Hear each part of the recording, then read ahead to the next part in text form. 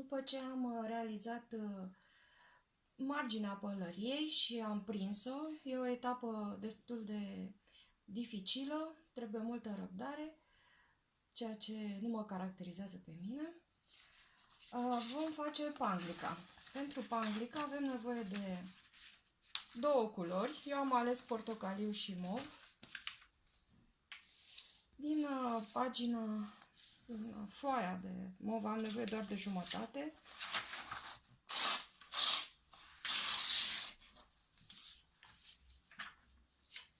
Pliez într-un evantai această porțiune.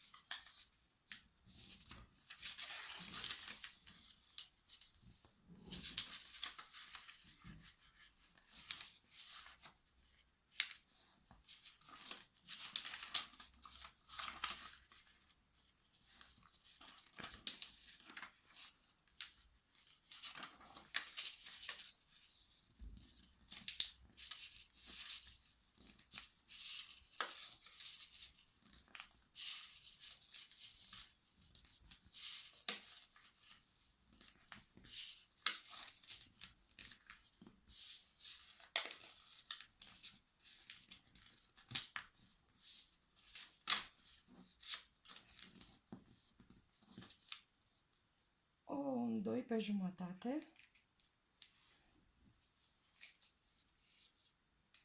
și tai, obținând două mini evantaie pe care le capsez.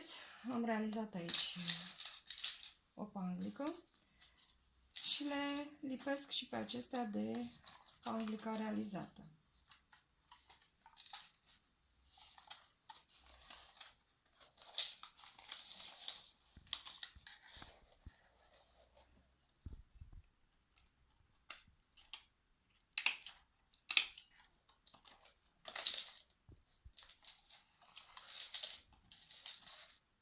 Și văd dacă mi-ajunge pentru pălăria mea.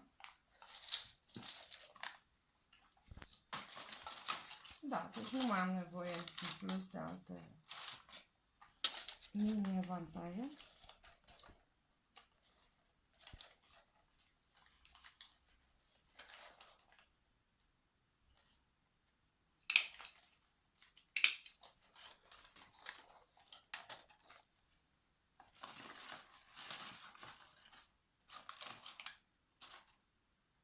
Prind în câteva puncte cu ajutorul capsatorului această panglică de pălărie pentru a nu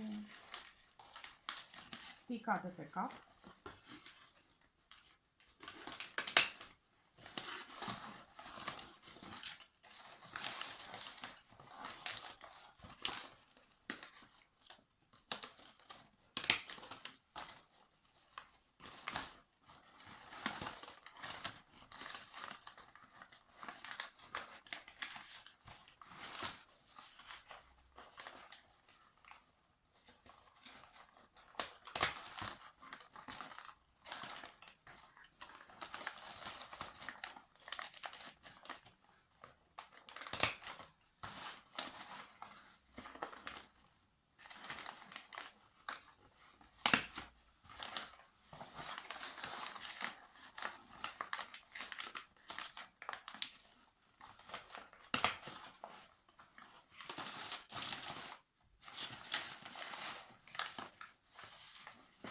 Cam așa arată pălăria realizată de mine.